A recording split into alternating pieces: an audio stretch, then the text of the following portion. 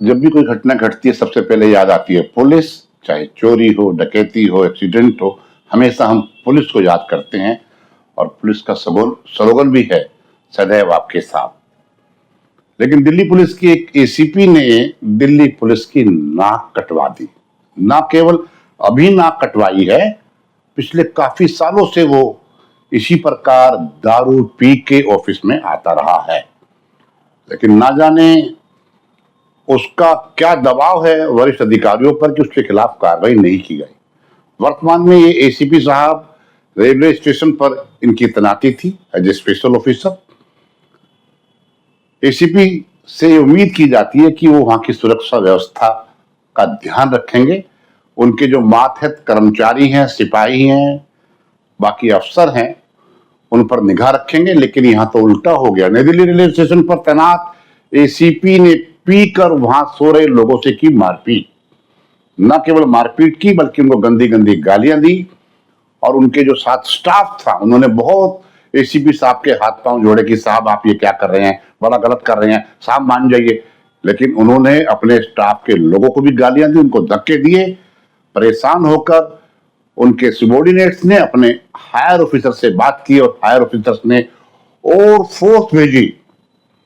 बदमाशों के लिए फोर्स भेजी जाती है, लेकिन एक एसीपी के लिए फोर्स भेजी गई। फोर्स ने उस शराब पिए हुए एसीपी साहब को काबू किया। काबू करके, क्योंकि बात उड़ चुकी थी, चर्चा हो चुकी, तो मजबूरन पुलिस ने कराया उनका मेडिकल।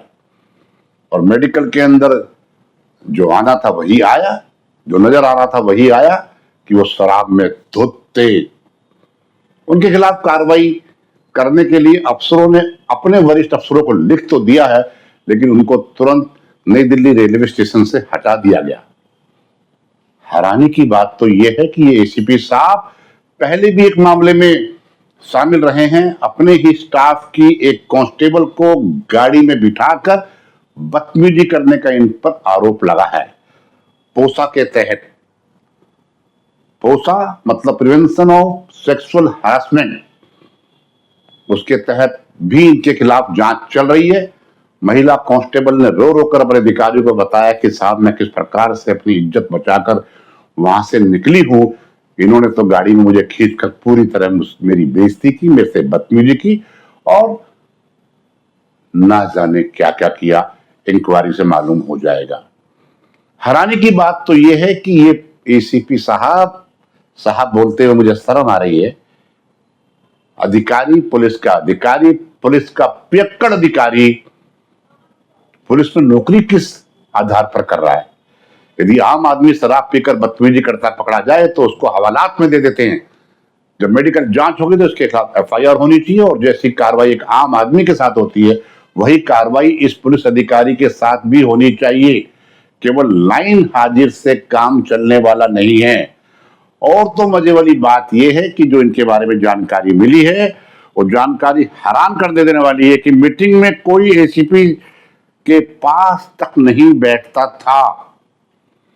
जब भी हेडक्वार्टर में मीटिंग हो, पुलिस कमिश्नर से मीटिंग हो, डीसीपी ऑफिस में मीटिंग हो, एरिया में मीटिंग हो, थाने में मीटिंग हो, तो एसीपी से बहुत दूर लोग बैठते थे, क्योंकि इनके मुंह से बदबू आती थी। ना जाने क्या मजबूरी है कमिश्नर साहब की या सरकार की या होम मिनिस्ट्री की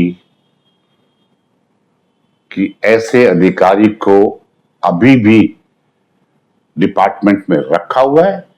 आपको पता है इंक्वायरी होती रहती है, लीपापोती कर कर सब एक हो जाते हैं। विभाग के लोग अपने अधिकारी की मदद भी करते हैं और ऑफिसर भी मदद करते हैं कि क्या पता कभी कोई हमारे पर आंच आए तो हमें भी मदद की जरूरत पड़ सकती है।